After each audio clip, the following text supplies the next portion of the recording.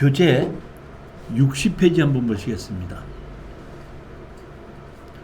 오늘 소송경매다의 두 번째 시간인데 그 지분경매를 가지고 제가 강의를 했는데 지분경매 중에서 이것이 제가 여태까지 그 지분경매 한 것 중에서 이렇게 특이한 지분경매는 처음이고 이때 지분경매 이걸 우리가 낙찰을 받았었고 이런 지분경매가 또다시 나온 적은 없습니다. 아주 특이한 경우인데 보시게끔 되면은 안성시 대천동에 보면은 여기 신권으로 해갖고 4억 3,900이 2억 1,500까지 떨어졌습니다. 토지 건물 지분 매각입니다.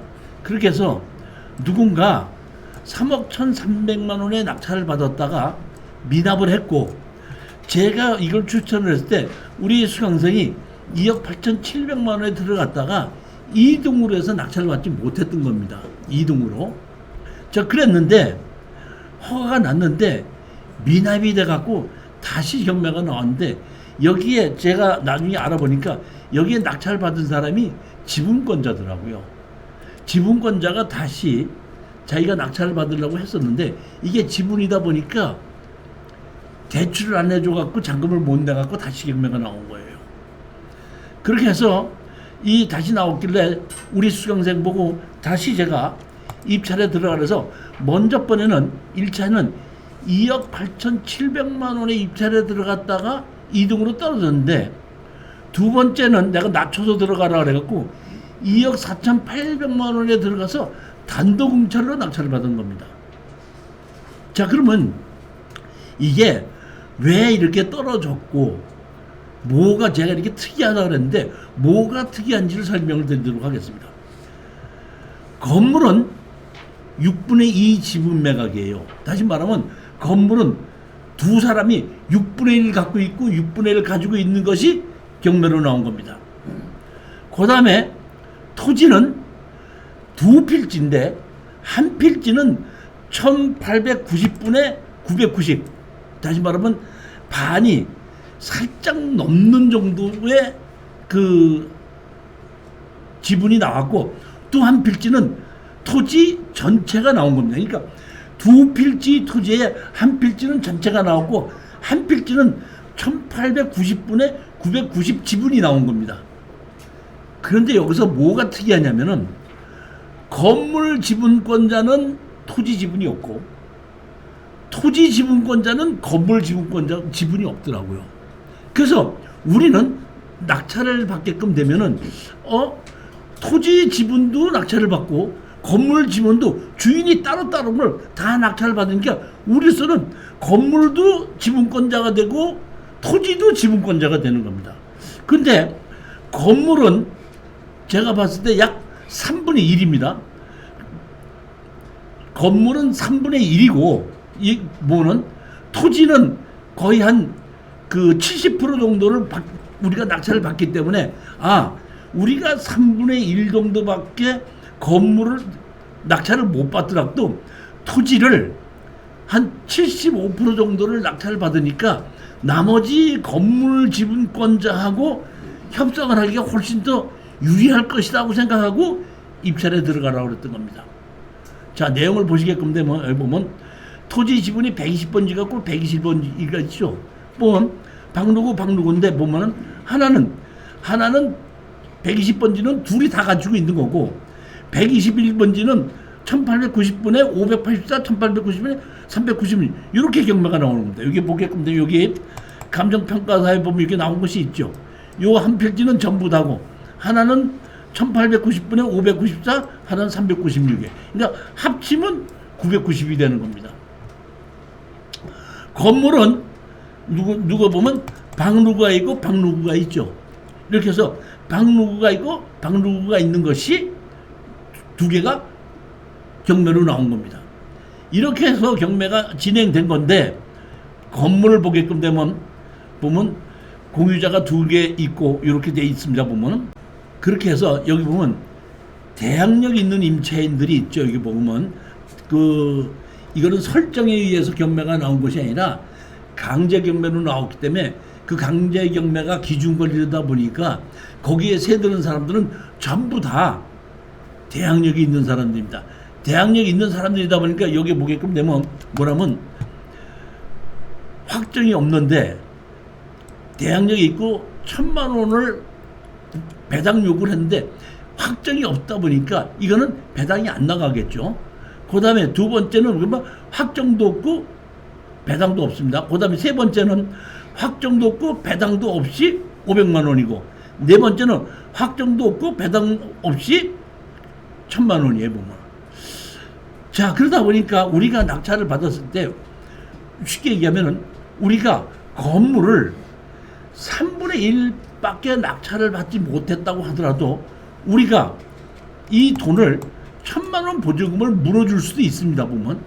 그러니까 우리한테 달라고 하지는 않아도 3분의 1밖에 없기 때문에 달라고 하지 않아도 내가 내보내려고 하면은 우리는 이 사람은 당신 저기 뭐 나가 하면 알아서 그럼 내 1,000만 원 주면 나갈게 이렇게 요구할 수 있는 권한이 있는 그런 물건이었습니다.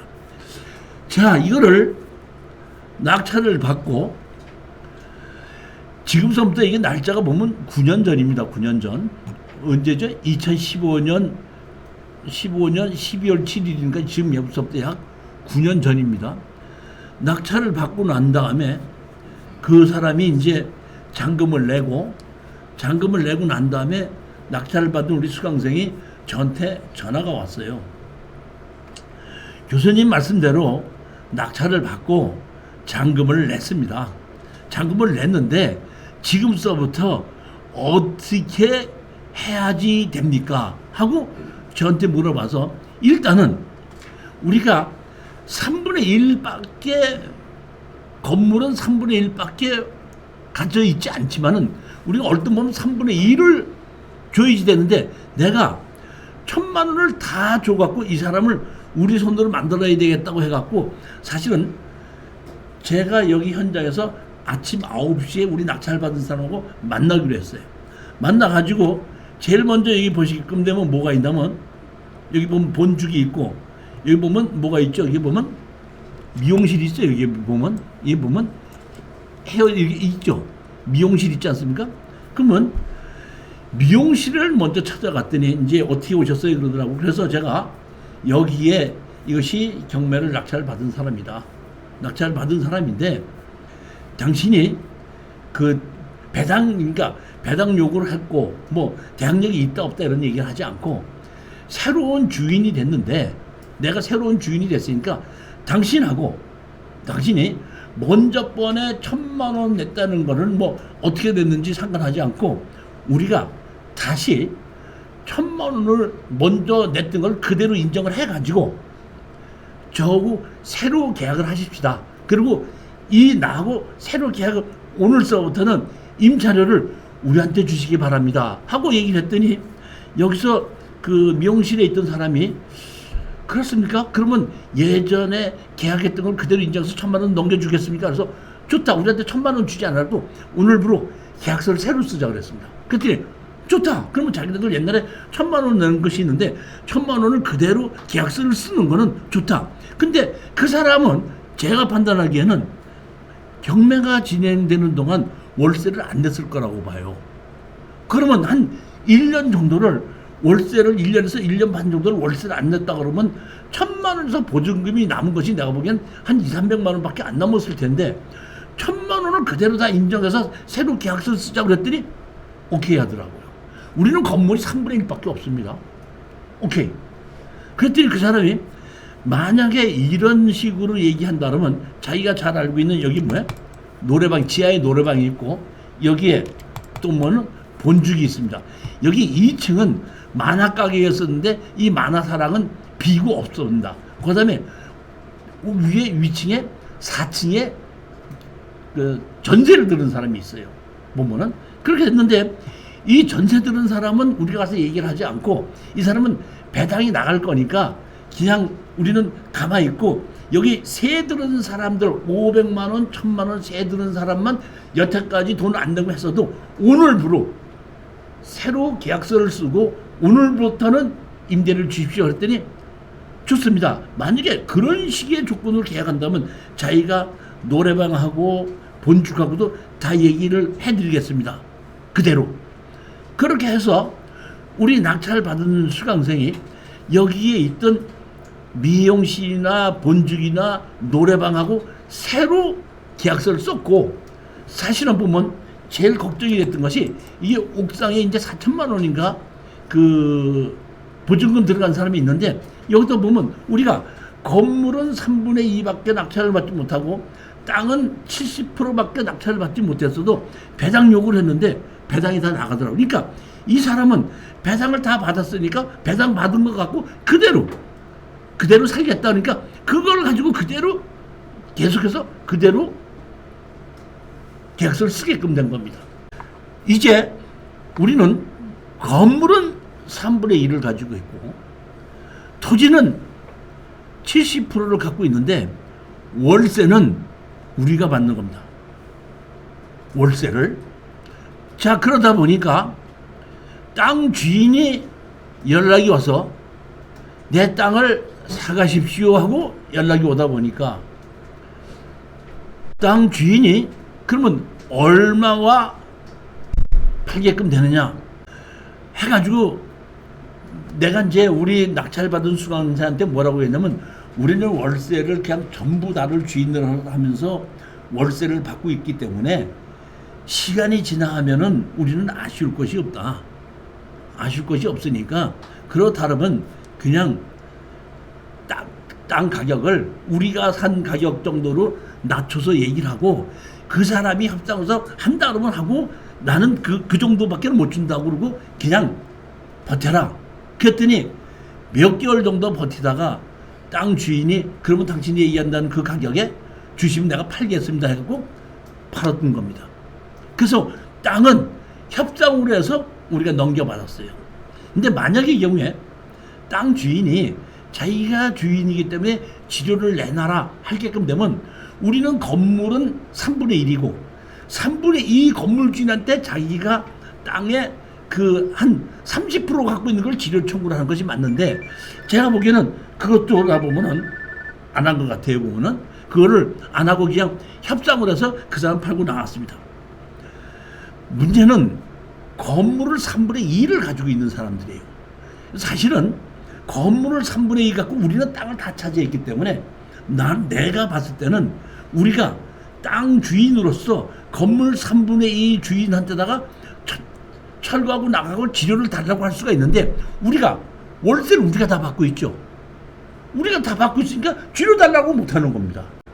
만약에 그 월세를 자기가 달라고 하면 그럼 좋다 그러면 월세를 얼마로 나누고 땅값하고 건물 3분의 2 가격만 니네들이 받아가고 나머지는 우리한테 줘라, 이렇게 나와야 되는 것이 맞다는 거죠 보면은. 그래서 건물 주인하고 협상을 하는데 협상이 안 되는 거야. 자기네들 건물 다 받겠다고. 그 이제 우리 낙찰받은 수강생이 저한테 오더라고. 이 교수님이 말씀하신 대로 얘기해서 땅 주인은 협상을 해서 땅은 넘겨받았는데 건물 주인권자하고는 절대로 이게 협상이 안 됩니다. 이게 왜 이렇게 지분권을 가졌나고 했더니 이복 형제들끼리 상속을 받았더라고요. 근데 이복 형제들끼리 상속을 갖고 왜 이렇게 됐냐면, 맞은편에도 땅이 또 있고 건물이 있는데 내가 여기 있는 땅 이렇게 가지면서 그거는 네가 쓰고 뭐 이런 식으로 자기네들끼리 서로 왔다 갔다 하느라고 이게 복잡해졌더구만. 제가 할 수 없이 이 건물 주인이 우리가 돈을 안 주고 계속해서 우리는 월세를 우리가 받고 있지 않습니까? 그러면 건물 주인이 할 수 있는 방법은 다 팔아서 현금으로 나누자고 할 수밖에 없는 거예요. 방법이.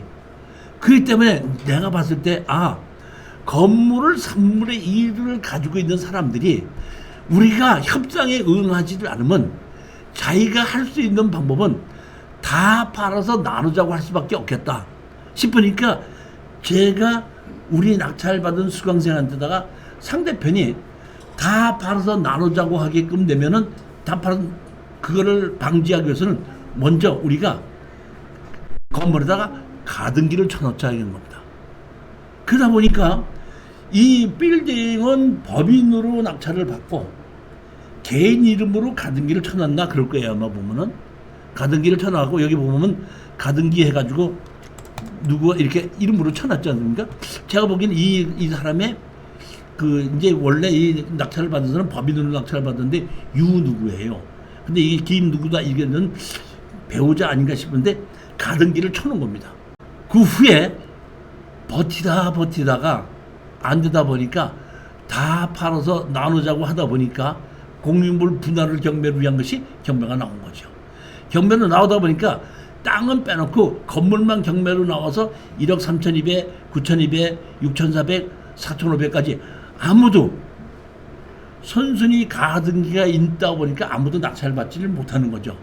그러다 보니까 우리 수강생이 다시 입찰에 들어가서 이거를 다시 건물을 나머지 3분의 2까지 다 가져와서 전부 땅과 건물의 주인이 다 돼가지고 이 시간이 이렇게 걸리는 동안에 안성의 땅값도 많이 올라가고 뭐 하다 보니까 이런 그 감정가보다 상당히 올라가가지고 나중에 한 1년 뒤에 저를 찾아가고 와서 교수님 이렇게 했는 대로 해가지고 처리가 다 잘 됐습니다. 제가 오늘 회 한 접시 살게요. 같이 가십시다 해갖고 한 1년 후에 다 해결하고 다 끝이 나고 난 다음에 전체 찾아와서 해결했던 그 이거를 저한테 한 것이 이 사건입니다. 자, 이제 지분 경매는 이걸로 끝을 내고 파트 2에 건물은 매각 제외고 토지만 매각으로 나온 실전 사례를 가지고 설명을 드리도록 하겠습니다. 여기 보시면 강원도 강릉시 남항진동에 토지만 매각 이렇게 나왔습니다. 건물은 매각 제외인데 1억 2,500짜리가 8,700까지 떨어져서 1억 1,500에 낙찰을 받았는데 이거는 우리가 낙찰을 받지 못하고 떨어졌습니다. 떨어졌고 다른 사람이 낙찰을 받았는데 이 당시에 이거를 가지고 그 현장 답사를 같이 가서 저하고 권리 분석하고 처리를 좀 해달라고 해갖고 제가 사실은 우리 입찰에 들어간 수강생하고 강릉에 같이 갔었던 사례입니다. 근데 여기는 강릉은 제 고향이 강릉이기 때문에 이 강릉은 제가 많이 알아요. 여기 남항진이라는 곳은 서울 사람들이 모르는 이 해수욕장이 있는 곳인데 그 보면 강릉에 강릉항이 있고 강릉항 바로 밑에 보면 커피의 거리라는 곳이 있고 그 커피의 거리에서 자동차는 못 다니고 다리를 하나 건너게끔 되면 여기 남항진동 해수욕장인데 이 남항진동 해수욕장은 서울 사람들은 모르고 강릉 사람들만 오는 거고 일부는 해수욕장이고 일부는 군 부대 휴양소예요. 그러니까 한 반 정도는 해수욕장으로 되어 있고 반 정도는 군 휴양소로 되어 있는데 여기 보면 땅 가격이 땅이 196평이지 않습니까? 196평인데 여기 얼마로 나와 있죠? 1억 2,500으로 나와 있죠.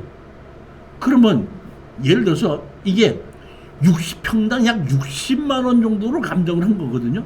평당 60만 원 정도 감정하는데 제가 알고 있기로는 이 강릉시의 남항진동의 해변가 옆에 있는 해수욕장 바로 옆에 있는 거는 그 당시에 제가 알고 있기로는 한 3,400만 원 갖고 이 안에 한 블럭 안에 들어가 있는 것은 100만 원에서 120만 원 정도 가는 땅인데 어떻게 감정 가격 자체가 너무 낮게 나왔더라고요.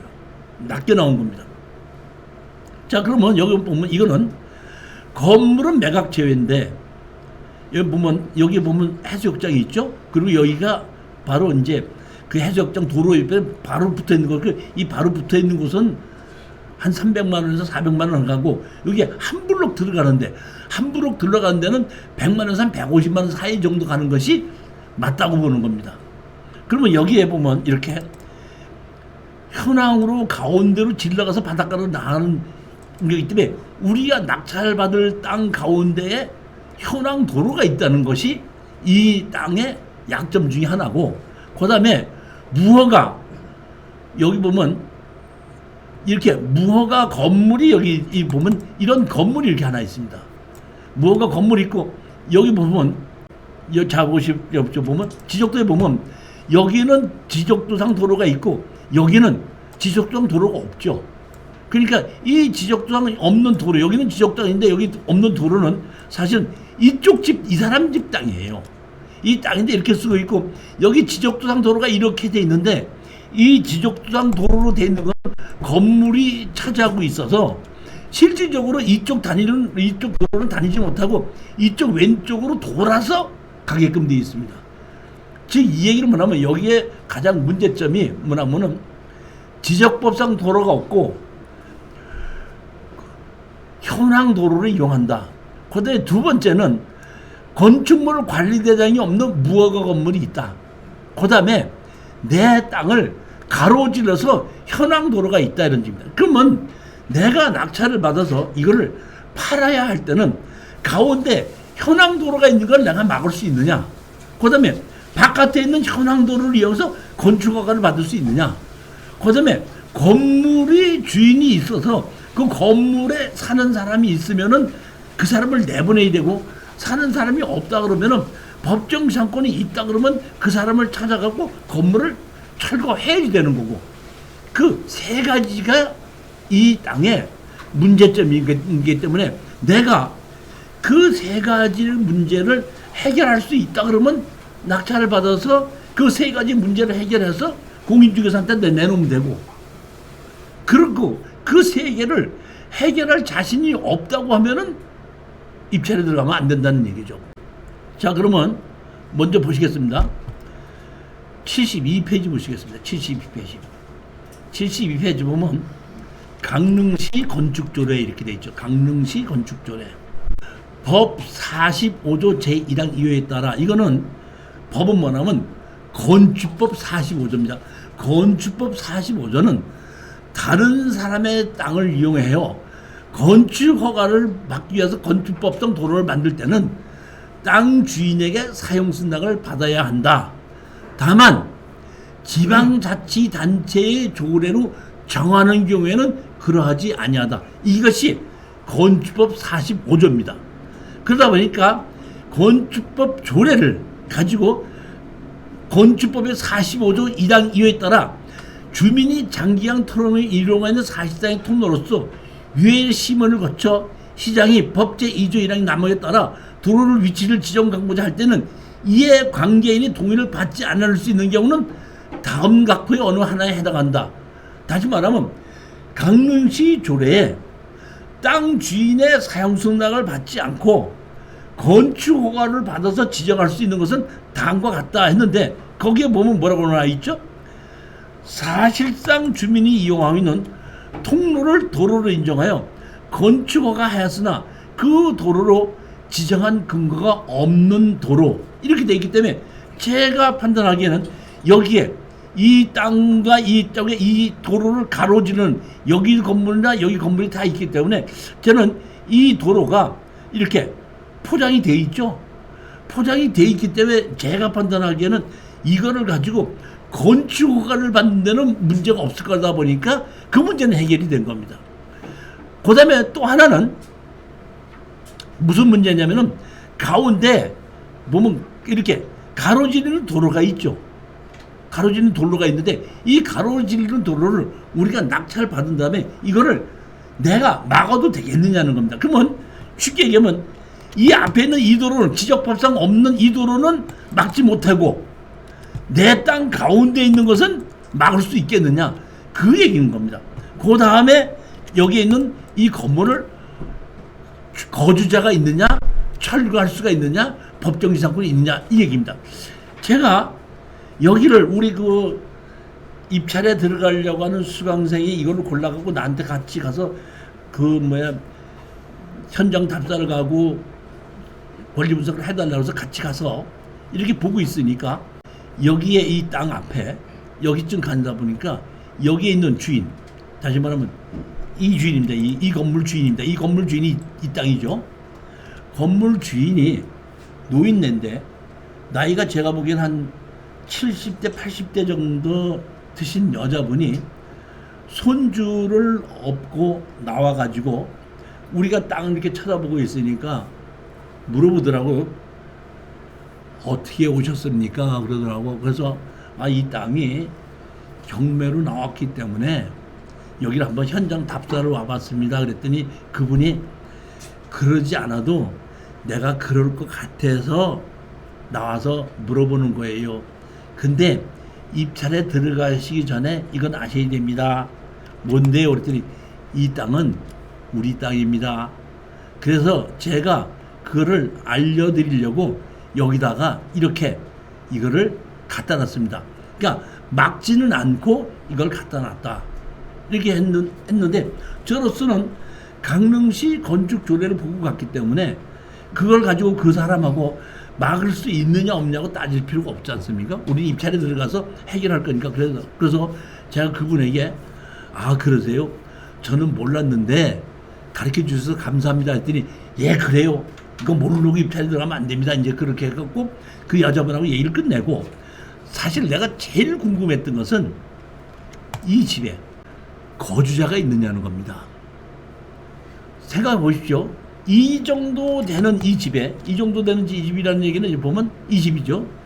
이 집에 거주자가 있다는 얘기는 이 사람이 경제적으로 아주 어렵다는 뜻이죠. 그렇기 때문에 이 사람은, 이런 사람이 거주자가 있을 때는 법정상권이 있든지 없든지 관여하지 않고 나는 얼마 낙도 얼마 안 주면 나는 못 나가 그러면 아무도 내보낼 사람이 없고, 더더군다나 우리로서는 건물을 낙찰받지 않은 사람이기 때문에 인도 명령을 할 수도 없어요. 아무것도 못하는 겁니다. 그렇기 때문에 제일 걱정되는 게 여기 이런 집에 거주자가 있느냐가 우리 입찰을 들어가기 전에 제일 조사해야 될 게 그 문제거든요. 그래서 내가 그 여자분에게 물어봤어요. 그래요, 알겠습니다. 이렇게 가르쳐줘서 감사한데요. 사실은 여기 이 집 있지 않습니까? 저 집에 혹시 누가 살고 있어요? 사실 그걸 물어봤어요. 그랬더니 그 여자분이 아마 누가 살고 있을 거예요 그러더라고. 깜짝 놀랐습니다. 그래서 내가 거기 누가 살고 있어요? 하고 물어봤더니 거기가 몇 달 전까지요 그 무당이 살았었어요. 근데 몇 달 전에 그 무당이 이사를 갔는데, 무당은 이사를 갔어도 그 무당이 모시던 귀신은 아마 그대로 남아 있겠죠? 이렇게 그분이 그렇게 얘기를 하시더라고요. 그랬을 때 내가 거주자가 없구나 하는 것을 아는 거죠. 자, 그렇다면 이제 이 건물이 이렇게 지어져 있는데 이 건물을 재산세를 내고 있다 그러면은 법정상권이 있는 거고, 재산세를 내고 있지 않다는 법정상권은 없는 겁니다. 그러면 여기서 법정상권이 있는 거를 알아야 돼, 몰라도 됩니까? 체크해야 돼, 안 해도 돼요? 사실은 이때는 이게 상당히 오래전 얘기거든요. 이게 언제냐면, 자 보십시오. 날짜가 언제죠? 2012년도 그러면은 지금서부터 한 13년 전이죠. 이 13년 전에는 저도 이 법정상권에 대해서 상당히 경계를 많이 했었습니다. 그렇기 때문에 사실 보면 혹시 법정상권이 있는지를 모르기 때문에 제가 우리 수강생하고 입찰에 들어갈 수강생하고 같이 이제 그 지적법상 도로는 조례가 있으니까 해결이 됐고, 그다음에 건물은 해결이 됐는데 가운데 도로가 돼 있는데 가서 이게 봤을 때 비포장 도로죠.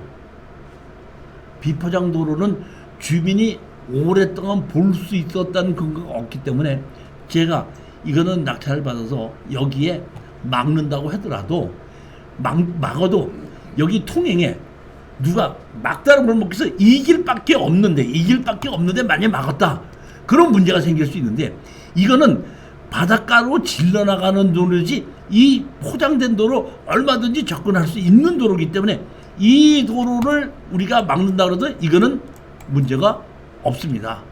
그러니까 마지막으로 우리가 체크해야 될 것은 법정상권이 있느냐 없느냐를 체크를 해봐야 되는데, 법정상권은 건축물 관리장이 없어도 건물 주인과 땅 주인이 같았다고 하면은 법정상권이 인정이 되기 때문에 법정상권이 있는지를 체크해봐야 되는데 지금은 이거 체크 안 해요. 지금도 이번에도 제가 이번 금요일 날에도 그 특수경매 이렇게 그 건물 매각제에 토지만 매각이 나오는 것을 추천을 하는데 법정상권이 옛날에 있나 없나를 보기 위해서 예전에는 폐쇄 등기부까지 다 띄워보고 그 다음에 세무서에 가서 재산세를 내고 있는가 안 내고 있는가를 조사를 해봤는데 이런 건물은 법정상권이 있는지 없는지를 조사할 필요가 없더라고. 제가 쭉 경험을 해보니까 만약의 경우에 여기에 내가 낙찰을 받았는데 어떤 사람이 이걸 가지고 뭐라면 나 법정상권이 있다고 주장을 하지 않습니까? 법정상권이 있다고 주장하면 그 사람을 상대로 오케이 그렇다면 너 지료를 내놔라 하고 지료를 판결을 받아버리게끔 되면은 사실은 자기가 살고 있지 않은 이 집에 이런 낡은 집을 보존하기 위해서 지료를 줄 사람은 없겠죠. 물론 예전에 이런 경우가 있었습니다. 이제 공주에 우리가 수강생 한 분 낙찰 받는데 이런 건물이 하나 있었거든요. 건축물 관리장도 없고 다 쓰러져가는 이런 건물이 있었는데 그걸 철거해버렸거든요. 철거해버렸더니 나중에 건물 주인이라는 사람이 나타나가지고 왜 내 할아버지 건물을 당신 마음대로 허물었느냐. 허물은 거야 쓰레기 치워준 거야. 이제 따진 경우가 있는데 그러니까 우리 수강생이 나보고 어떻게 했으면 좋겠는가 하고 물어보더라고. 그래서 내가 얘기를 했죠. 그러면 그 사람은 우리는 사진이 경매로 나왔을 때 사진이 있기 때문에 그 다 쓰러져가는 사진이 있던 거를 가지고 우리는 쓰레기를 치워준 것이지 뭐 하는 것이라고 만약에 소송을 하게끔 되면 응대를 해야 되다 보니까 우리는 거기에 응대를 하지 말아라 했더니 자기가 소송을 하려다가 주인이라는 입증이 되지 않다 보니까 소송을 못했었어요. 그러니까 말로만 와가지고 매번 우리 할아버지 있는 건물을 왜 허물었느냐, 나 당신 돈 내놔야 되지 않냐고 와서 딱딱거리냐. 알았어 그럼 법대로 해. 법을 해야 되는데 그 사람은 법에 의해서 정식으로 땅 주인에게 허물은 사는 거에 대해서 청구를 못하더라고. 만약에 진짜 상속을 받았고 그 다음에 그 건물 주인이라는 거에 재산세를 내고 있었고 자식이 상속을 받았다고 했을 때는 그 근거 가지고 소송을 할 수도 있었겠죠, 보면은. 그랬는데 지금은 법정지상권을 가지고 걱정하지 않지만은 그 당시는 경험이 좀 부족했었기 때문에 강릉시청에 들어가서 이것이 재산세를 내고 있는지 확인을 해보자 해갖고 사실은 우리 입찰에 들어가려는 수강생하고 저하고 같이 강릉시청 세무과를 갑니다. 그러니까 이 재산세과를 가다 보니까 시청에 가서 재산세 있는 그 과를 가서 남항진동 몇 번지가 있는데 이 몇 번지에 건물이 있습니다. 건물이 있는데 이 무허가 건물이 있는데 여기에 재산세를 내고 있는지를 알아보러 왔습니다. 이렇게 했더니 그분이 저를 보시면서 왜 그거를 알아보시려고 합니까? 이러더라고요. 그래서 제가 이것이 경매로 나왔는데 혹시 법정지상권 재산세를 내서 법정지상권이 있는가를 좀 조사를 하려고 그래서 물어보러 왔습니다. 그랬더니 그 담당자가 저한테 하는 얘기가 그렇다면 당신은 땅 주인도 아니고 건물 주인도 아니고 제3자이시네요. 제3자에게는 그런 것을 가르쳐 드릴 수 없습니다. 그래서 제가 어떻게든지 좀 알아내려고 제가 그 앞에 있는 담당자에다가 경매로를 나왔을 때는 경매로 진행됐을 때는 그런 걸 가르쳐 주게끔 돼 있는데요. 이렇게 얘기를 했더니 그 앞에 있던 일선에 있던 그 분이 고개를 쫙 뜬대더니 일어나서 맨 뒤에 있는 책임자한테 가더라고요. 책임자한테 가서 뭐라고 얘기를 하니까 나한테 와서 저한테 말씀하지 마시고요. 그 뒤에 책임자한테 말씀해 주세요 그러더라고요. 그 내가 뒤에 이제 있는 책상 맨 끝에 있는 책임자한테 가서 무슨 일이십니까 하길래 제가 이 땅에 있는 건물을 재산세를 내고 있는가를 알아보려 왔습니다. 그랬더니 아까하고 똑같이 그거는 무슨 이유 때문에 알아보시려고 하는데 해서 경매로 나왔기 때문에 알으라고 합니다. 했더니 똑같이 그거는 당신은 땅 주인도 아니고 건물 주인도 아니기 때문에 제3자에 대해서 개인 비밀이기 때문에 그건 가르쳐 드릴 수 없습니다. 해갖고 똑같이 제가 경매로 나왔을 때는 가르쳐 주게끔 돼 있는데 그랬더니 이분이 그러더니 그러세요? 여기 잠깐 앉으세요. 그러더니 이렇게 앉으세요. 그러더니 의자를 내밀어서 이렇게 앉아주더니 이 컴퓨터 자판을 이렇게 돌려주고 모니터를 이렇게 돌려주면서 어느 법에 그렇게 있는지 가르쳐 주시면 그 법대로 제가 해드리겠습니다 하더라고요. 쉽게 얘기하면 내가 그 사람한테서 사기치다가 그 사람이 어느 법에 나와 있는지 해드리니까 임대차 보호법에 의해서 임차인은 하게끔 돼 있지만 사실은 재산세 내는 건 없지 않습니까? 그래서 내가 솔직히 이렇게 얘기를 했죠. 그러면 누군가는 필요 없고 재산세를 내고 있는지 안 내고 있는지 그것만 좀 가르쳐 주실 수 있습니까? 그랬더니 그건 가르쳐 드려도 됩니다. 그건 개인 비밀법에 속하지 않습니다. 누가 얼마를 내느냐는 것은 개인 비밀법에 속하지만은 거기 그 건물에 재산세를 내고 있습니까? 내고 있지 않습니까는 그거는 개인 비밀보호법에 속하지 않기 때문에 그건 가르쳐 드릴 수 있습니다. 그럼 그것만 가르쳐 드리겠습니다 하더니 컴퓨터를 탁 치더니 저한테다가 그분이 하시는 말씀이 이 땅에는 건물분 재산세 내는 것이 없습니다. 이렇게 하다 보니까 건물분 재산세를 내는 것이 없다고 했을 때는 땅 주인과 건물 주인이 같으면 법정상권 인정이 되고 땅 주인과 건물 주인이 다를 때는 인정이 안 되는데 건축물 관리 대상이 없는 건물의 주인은 재산세를 냈을 때에 주인이 인정이 되고 그 말고는 내가 이 건물의 주인이라고 하는 것을 판사님에다가 입증시킬 수 있는 방법이 없으니까 제가 보기에는 법정지상권을 주장할 수 있는 근거는 없구나. 이렇다 보니까 이제 거기까지 끝내놓고 우리 입찰을 들어갈 수강생에다가 가운데 도로는 낙찰받으면 막을 수가 있고 현황도로 포장된 현황도로를 가지고 건축허가 받을 수 있고 법정상권은 없는 건물을 철거하고 거기에 거주하는 사람이 없으니까 얼마든지 건축허가를 새로 받을 수 있으니까 입찰에 들어가면은 낙찰을 받게끔 되면은 최소한 더 현장에 있는 건물을 철거를 하고 그 다음에 건물은 짓지 않더라도 여기에 현황 도로 갖고 건축허가를 받을 수 있다는 것을 알아야지 공인중개사든지 사는 사람들인지 자기 돈을 내서 살 거 아닙니까? 그렇기 때문에 이거는 철거를 하고 내 이름으로 건축허가만 받아서 건축허가와 땅을 같이 제3자한테 매도하면 된다 했더니 이제 우리 그 입찰을 하려고 했던 그 수강생이 나한테다가 이제 물어보는 겁니다. 그러면은 이거를 얼마의 입찰에 들어가면 되겠습니까? 했던 겁니다. 사실은 보면은 이것이 감정 가격으로는 1억 2,500이지만은 실지 거래 가격은 한 1억 8천 정도에서 1억 6천 정도가 가는 거예요.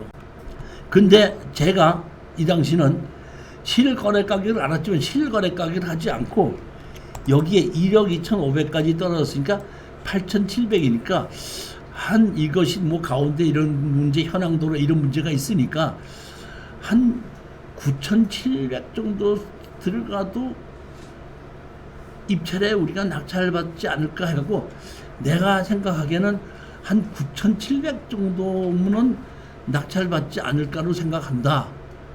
이렇게 이제 했고 이것이 보면은 어디나면 여기 보면 잡으시오. 여기 어디죠? 강원저축은행이죠.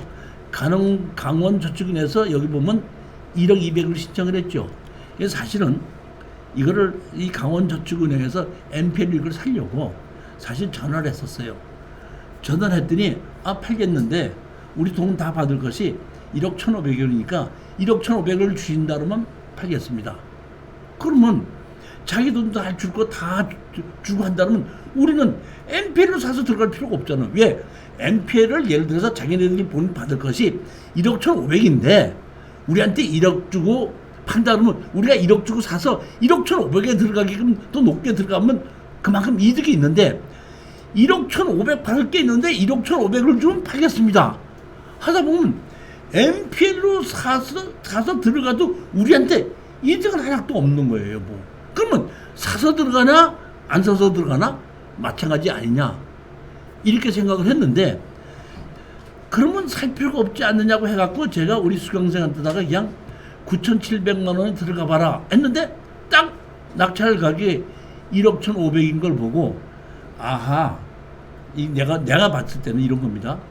이거를 돈 빌려준 담당자가 있죠. 강원저축은행에서 담당자가 있을 거 아니에요.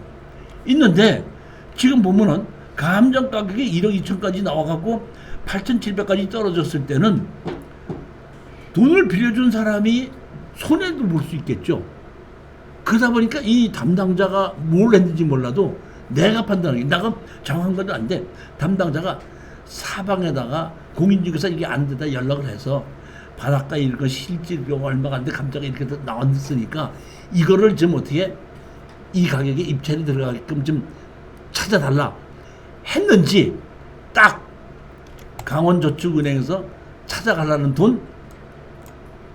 돈으로 이게 뭐야? 낙찰이 되는 걸 보고 아하 결국에는 이걸 보고 담당자가 돈 빌려준 담당자가 사방에다 힘을 썼지 않겠냐. 왜? 이때 2012년도 이때는 이렇게 문제가 있는 땅을 이렇게 1억 2,500에 나온 걸 8,700까지 떨어진 걸 1억 1,500에 들어간다 낙찰 받는다는 건 아주 드물은 얘기예요. 의외의 가격이 높게 들어간 거거든. 그랬을 때 내가 보면 그렇게 했던 것이 아닌가 이런 생각이 들더라고요. 이것이 건물 매각처에 토지만 입찰에 들어간 게 가장 맨 처음에 들어간 거 그 내용이 이게 토지 건물 매각처의 토지만 매각에 가장 기초가 된다고 생각해서 맨 앞에다 집어넣은 겁니다. 위치를 보면 여기 보면 여기가 이제 강릉항이고 강릉항에서 이렇게 보게 되면 여기 보면 다리가 하나 있습니다. 다리가 있는데 이 강릉이 여기가 커피의 거리인가 그래요. 아주 여기가 그 젊은이들이 많이 모이는 거니까 일로 이렇게 들어와 가지고 다리 건너면 여기가 이게 남항진 해수욕장 요 밑으로는 군부대입니다. 81페이지 보시겠습니다. 2013 타경 2791로 강제 경매가 나왔는데 여기 보시면 임야로 나왔는데 두 필지인데 한 필지는 대지 또 한 필지는 임야에서 두 필지로 해서 여기 보면 평수가 529평이 경매로 나왔습니다. 경매로 나왔는데 여기 보시면 감정 가격이 5,100만 원이에요. 그러면 529평이 5,100만 원에 시작했다는 얘기는 평당 10만 원에 시작했다는데 제가 알고 있기로는 이때도 공주나 부여에는 아무리 안 가도 20만 원 정도는 갔었던 걸로 저는 알고 있습니다. 대지는 임야는 그렇지 않아도. 근데 이것이 5,100만 원에 시작해갖고 2,600만 원까지 떨어진 겁니다. 이거를 제가 보고 있다가 우리 수강생들에게 이거를 입찰에 들어가자 이렇게 추천한 겁니다. 자, 이건 보면 뭐냐면 건물이 있는데 그 건물은 건축물 관리장이 있고 건물 등기부등본도 있습니다. 있는데 땅 주인과 건물 주인이 한 번도 같은 적이 없어갖고 처음서부터 이 땅에 다른 사람이 건물을 지었던 겁니다. 건물을 지었는데 그 사람이 가고 다른 사람이 땅은 내버려 두고 건물만 사서 들어와서 살고 있는 겁니다. 내용은 그렇게 된 겁니다. 자, 보시게끔 되면 산 6번지 임야가 했고 102번지에서 228평이 뜨다 보니까 여기 300평 있고 228평이고 건물은 매각체입니다. 땅 주인에게 강제 경매로 1,500만 원으로 해서 강제 경매로 진행이 된 겁니다. 여기 보면 앞에가 도로가 있어서 여기 집이 있고 여기에 이 임야가 이렇게 있는데 사실 보면 이쪽에 그 이렇게 임야로 보이는데 뒤로도 이쪽으로 들어갈 수 있는 길은 있습니다. 현장을 가보면. 그러니까 이 땅은 이 땅대로 앞에서 들어갈 수 있고 이 땅은 이 땅대로 뒤로도 들어갈 수 있는 현황이 되어 있습니다. 앞에 있는 건 지목이 대지고 용도 지역은 계획관리 지역입니다. 여기 보시면 뒤에가 얕름한 임야고 앞에 이렇게 집이 있고 창고가 있는 겁니다. 건축물 관리장이 여기 보면 지금 보면 박누구로 되어 있죠. 토지는 제일 처음에 최누구로 되어 있지 않습니까? 그러니까 이 박누구가 건물 주인인데 이거를 등기부등본 띄워보면은 이 박누구 전에 다른 사람 이름이 있었습니다. 볼까요? 여기 보면 87페이지 봅시다. 81페이지 보면 폐쇄 등기부등본이 있죠. 제가 폐쇄 등기부등본을 띄워봤더니 김누구로 돼 있다가 박누구로 넘겨왔죠. 근데 애초에 김누구고 그다음에 땅 주인은 처음에 1970년대 누구냐면 최누구죠. 그러다 보니까 땅 주인과 처음부터 땅 주인과 건물 주인이 다른 거예요. 그러니까 제가 보기에는 법정시효권이 없는 건물이다. 근데 사실은 지금으로 보게끔 되면 이게 조금 조심해야 되는 것이 이게 아주 낡은 건물이 옛날 건물이다 보니까 여기에 거주하시는 분은 경제적 능력이 없거든요. 경제적 능력이 없기 때문에 우리가 땅을 사가지고 건물 주인 보고 땅을 다시 사라고 했을 때는 경제적 능력이 없기 때문에 우리는 할 수 없이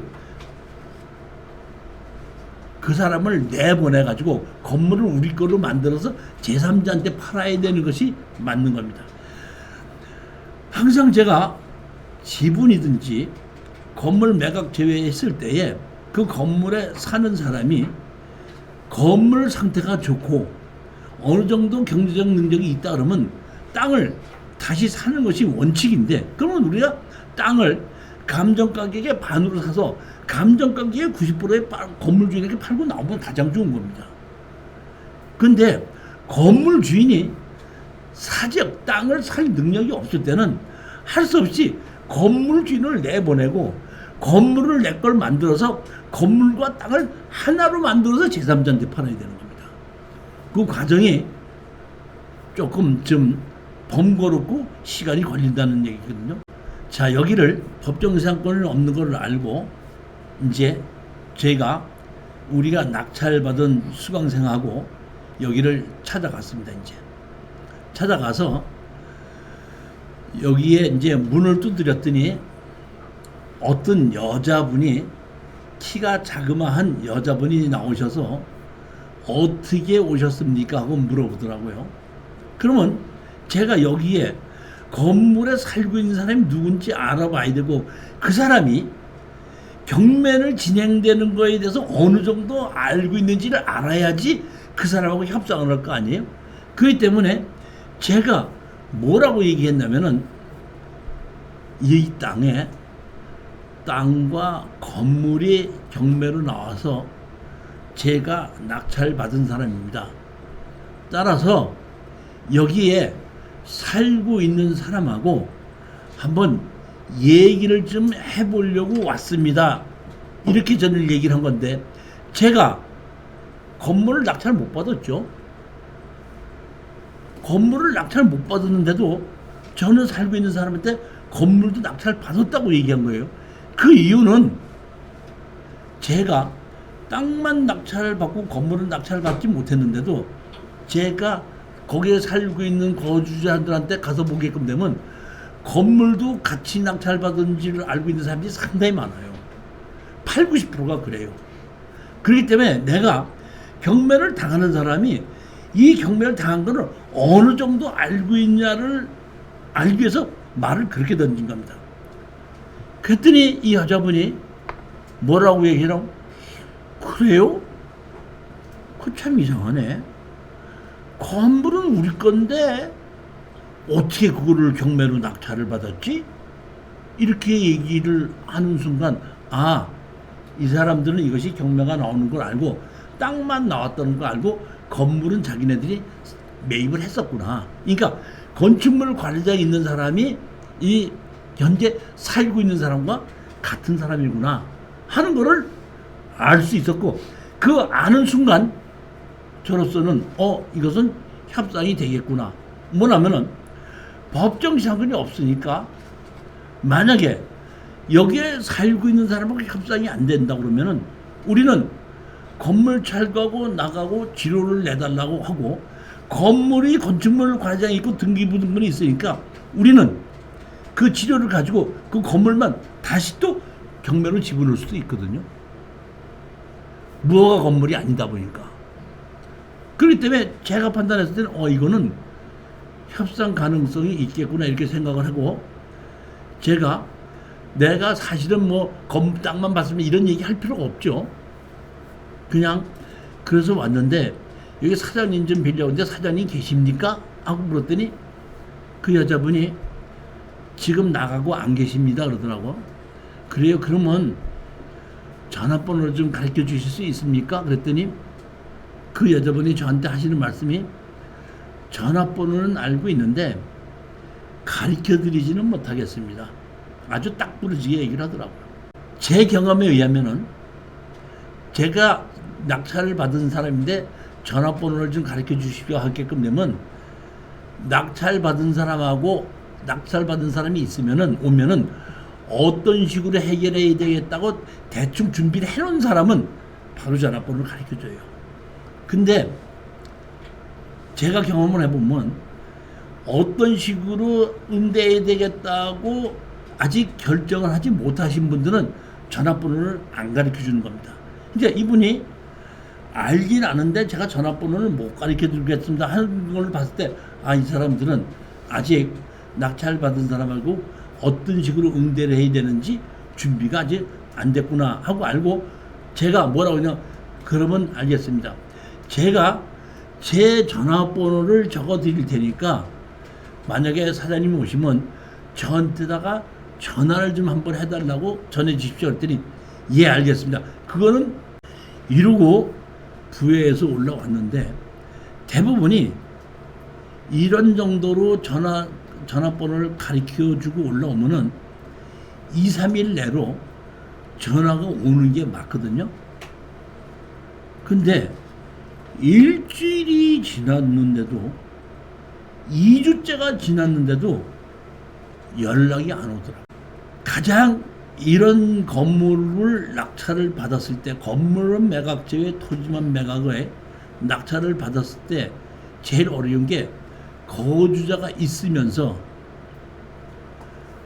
나는 아무것도 가진 게 없으니까 BJR로 나오는 것이 제일 어려운데, 그렇다고 하더라도 이거는 건축물 관리장이 있고 건물 주인과 현재 산 사람이 같기 때문에 나중에 혹시 BJR로 나온다고 하더라도 해결하는 방법이 있다 하는, 안 되면 그렇게라도 해야지 하는 마음은 갖고 있지만, 한 열흘 동안 전화가 안 오는 거 보고 사실은 이게 쉽게 해결이 안 될 수도 있겠구나 하는 생각을 가졌었어 이게.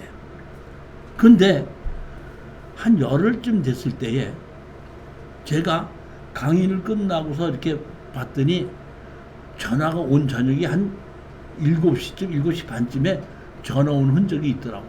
근데 제가 우리 수강생들은 등록을 하게끔 되면 제 전화에다가 몇 월 몇 기로 등록했다는 걸 다 적혀 있기 때문에 알고 있는데, 전혀 모르는 전화번호가 온 걸 보고 이게 혹시 그 사람이 아닌가 싶어서 내가 그냥 전화를 걸어서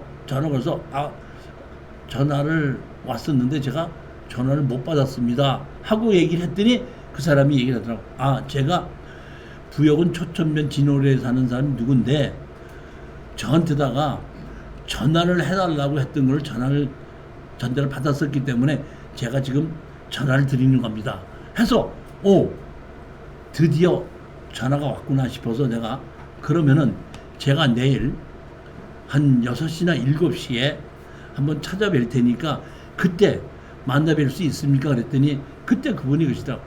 제가 택시 운전을 하는데 내일 6시 정도쯤이면 집에 들어와서 있을 겁니다. 그때 오시면 저 만날 수 있습니다. 그러길래 제가 그러면 내일 6시에 만나 뵙는 걸로 하겠습니다 하고 전화를 끊고 그 다음날 우리 낙찰을 받은 이게 여자 우리 수강생 2분이 공동투자를 해서 낙찰을 받았거든요. 그 공동투자로 2분하고 같이 갔습니다. 가서 이분들이 경제적 능력을 봤을 때에 건물 주인이 땅을 다시 살 능력이 없으니까 건물 주인이 어떤 식으로 생각하고 있나를 보기 위해서 낙찰을 받았는데 제가 이 건물을 철거하고 집을 새로 지으려고 합니다. 어떻게 하겠습니까? 이거를 좀 나가 주셔야 되는데 언제 정도쯤 나가줄 수 있다는 것을 저한테 얘기를 해 주시려고 오늘 왔습니다. 이렇게 얘기를 했더니 그분이 그때서야 얘기하는 겁니다. 우리 집이 그러니까 생활보호 대상자로 지정되어 있습니다. 초천면에. 그래서 이 집을 작년에 800만 원을 들여서 이렇게 다 수리를 했습니다. 봤더니 창이 하이샤시로 바뀌었더라고. 그 다음에 이제 그 싱크도 이렇게 있고, 그러니까 옛날 집인데 화장실이나 싱크가 다 이렇게 바뀌었고 창이 하이샤시로 바뀌었더라고. 그래서 생활보호 대상자로 지정이 돼 있어서 초천면에서 작년에 이렇게 수리를 해줬습니다. 우리를 이 생활보호 대상자 우리를 관리해주는 공무원이 있습니다. 근데 사장님께서 이 땅을 낙찰을 받았다고 해서 제가 그 담당자한테 가서 이것이 누군가 경매로 낙찰을 받았다고 연락이 왔는데 우리가 어떻게 해야 됩니까? 하고 물어봤더니 그 담당자가 내가 다 조사를 해보고 답변을 해줄 테니까 좀 기다리십시오 해갖고 그 사람이 기다린 것이 한 일주일을 기다린 거예요. 그게. 근데 내가 가서 얘기해놓고 그 사람이 다시 면사무소 가서 얘기하고 면산에서 다시 답변 듣고 나한테 전화를 하고 하다 보니까 한 열흘 정도가 걸린 거예요. 그렇게 얘기하는데 그러면서 하는 얘기가 그 담당 공무원이 말씀하시기를 법정지상권이 없고 우리가 철거하고 나가야 된다는 것은 담당 공무원한테 들어서 알고는 있습니다. 이제 나한테 말을 듣는 것이 아니라 담당 공무원한테 그 얘기 들었다 이런 얘기입니다. 알고는 있습니다. 그런데 보시다시피 우리가 가진 것이 없어서 언제 나가야 되겠다고는 말씀을 못 드리겠습니다. 저로서는 처음서부터 그런 정도를 될 거라고 생각했기 때문에 우리 수강생들을 낙찰 받은 사람들에게 이거를 내보내야 되려면 돈을 얼마 정도로 좀 줘야 되겠다 하는 얘기를 했었고 가면서 제가 얘기를 했죠. 저도 돈이 없는데 당신네도 돈이 워낙에 없다고 얘기하니까 저도 돈이 없지만은 이사 비용으로 한 200만 원 정도를 도와드리도록 하겠습니다. 그러면 제가 200만 원까지 도와드리는 거를 합쳐서 어디 이사 가를 자리를 알아보시고 다음 주 금요일 날 오늘처럼 한 6시쯤 다시 올 테니까 그때는 언제 이사를 간다고 좀 얘기를 해 주십시오 하고 얘기했더니 예 알겠습니다 해가지고 인사를 하고 나왔던 겁니다. 올라오면서 우리 그 낙찰을 받았던 수강생이 저한테 하시는 말씀이 돈을 번다고 생각하면 좀 좋긴 하지만은 없는 사람들을 강제로 내보내야 된다는 것은 좀 마음이 좀 아프기는 하네요. 짠하기는 하네요. 이런 생각을 나한테 얘기를 하고 그래도 뭐 제가 보기에는 200만 원 정도는 조금 너무했고 그래도 한 4, 500 정도는 줘서 내보내야 되는 게 아닙니까? 이렇게 얘기를 하더라고요. 우리 이제 그 낙찰받은 수강생이 같이 갔으니까 옆에서 내가 하는 걸 다 본 거 아닙니까? 그렇게 얘기를 하다 보니까 내가 이제 앞으로 협상할 때는 한 500만까지 좋다는 걸, 줘도 좋다는 거를 낙찰받은 사람이 저한테 암시를 해서 얘기를 해준 거죠. 다음 주 금요일 날 다시 갔습니다. 다시 가서 어떻게 됐습니까? 그랬더니 우리가 알아봤는데 200만 원 가지고는 턱도 없습니다. 그래서 안 되겠습니다 해갖고 내가 그러면 100만 원을 올려서 300만 원을 드리겠습니다 했더니 300만 원 가지고도 택도 없습니다. 그래서 마지막으로 내가 그러면 400만 원까지 올려드리겠습니다. 400만 원까지 하겠습니까? 하고 제가 얘기를 했더니 남편이 400만 원 정도쯤이라면은 하고 협상을 하려고 말을 꺼내니까 그 옆에 있던 부인이 탁 치더라고. 탁 치면서 가만히 있으라고 얘기를 하더니 우리가 알아봤더니 1000만 원 아니면은 어디 이사 갈 곳이 도저히 없습니다. 하고 내가 400만 원까지 올리니까 그 여자분이 1000만 원을 던지더라고. 그래서 제가 이렇게 얘기했습니다.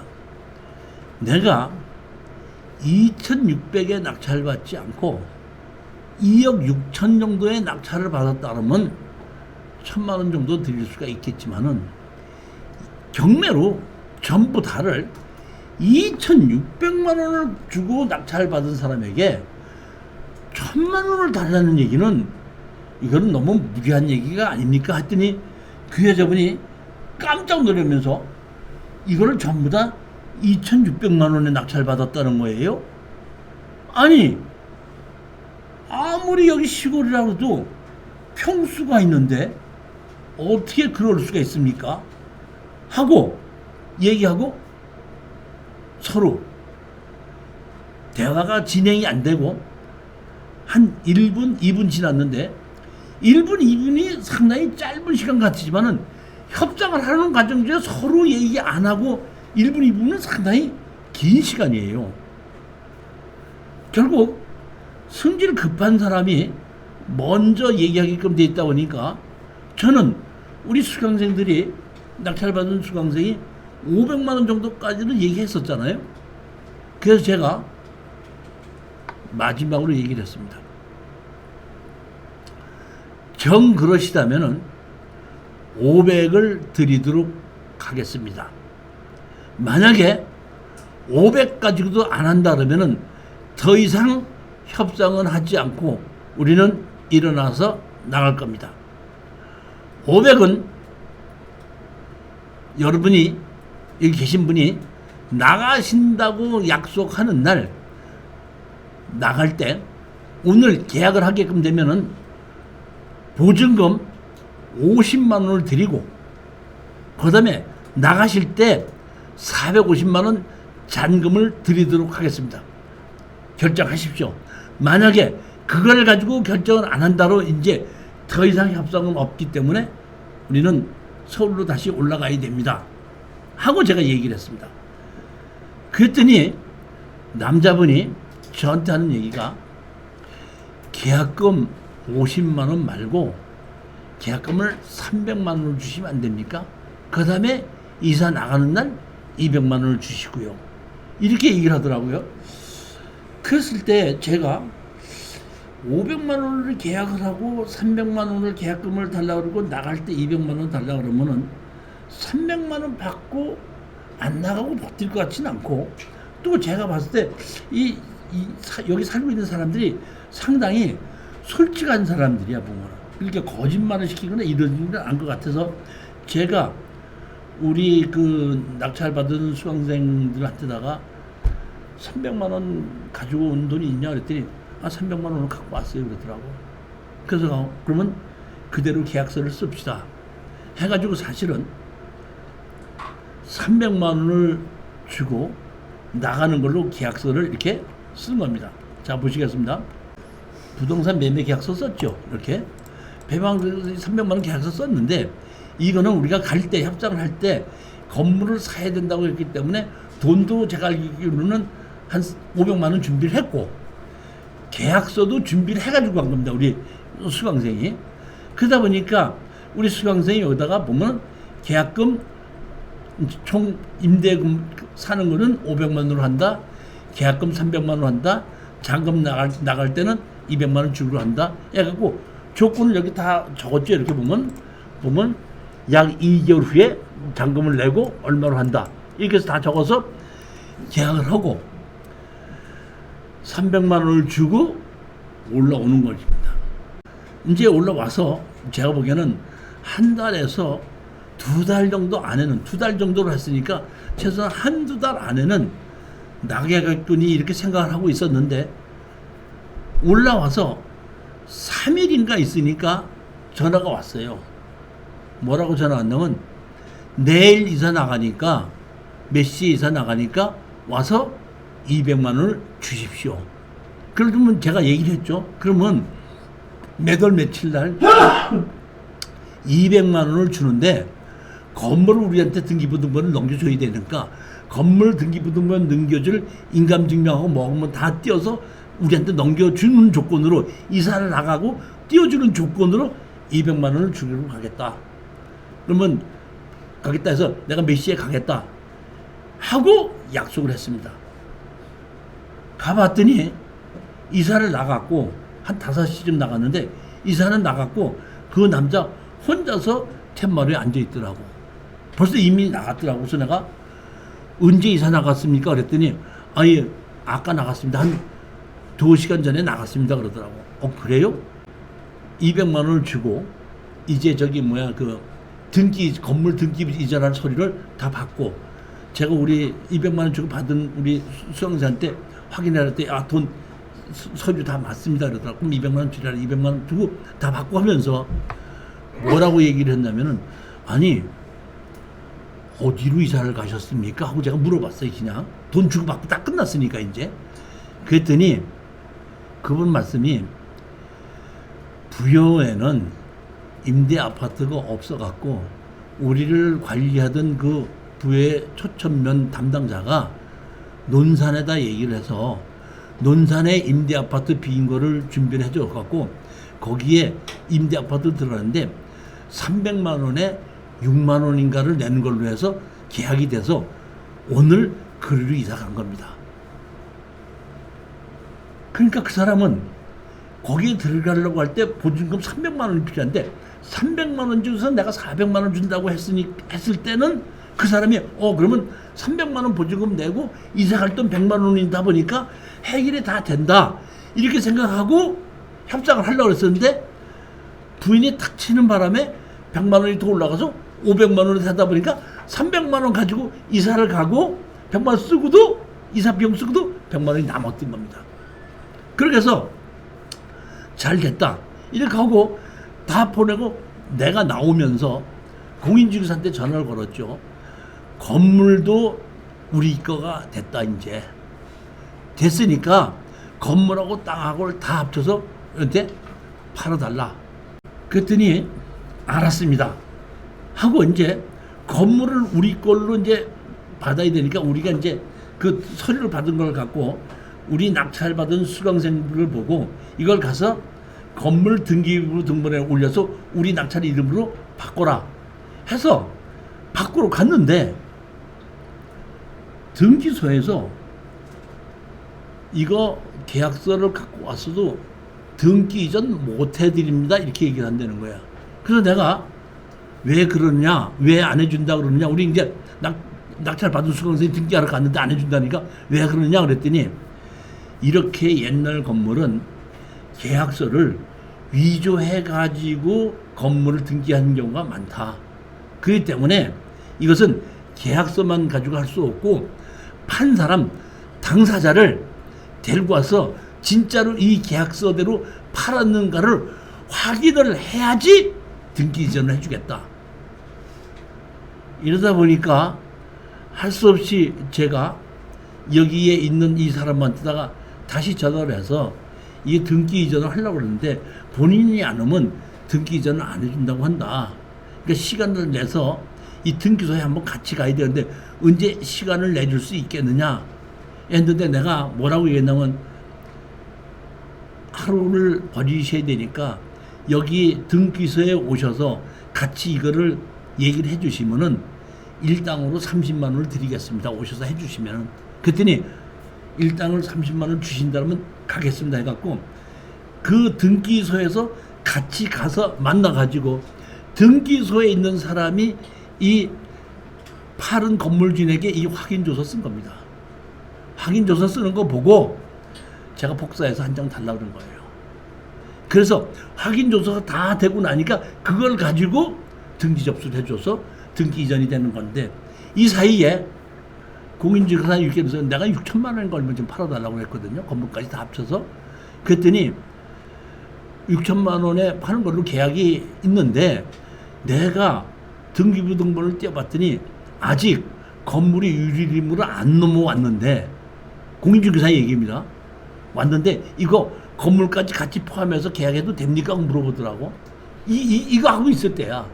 그래서 내가 괜찮다 그랬더니, 그러면 교수님이 말씀하시니까 건물 틀림없이 넘어오는 걸로 알고 계약을 하겠습니다. 그럼 계약금 얼마를 어느 계좌로 보낼까 하길래 내가 우리 수강생한테다가 계좌번호 그리고 공인중개사 가르쳐줘서 계약금 글로 보내게끔 해라. 그 다음에 계약서 사진 찍은 걸로 보내게끔 해라. 해가지고 건물 등기를 맞춰놓고 그러고 난 다음에 등기 이전을 돼서 한 일주일, 열흘 그 정도쯤에 매매하고 팔고 나왔던 사례입니다. 10분만 쉬도록 하겠습니다.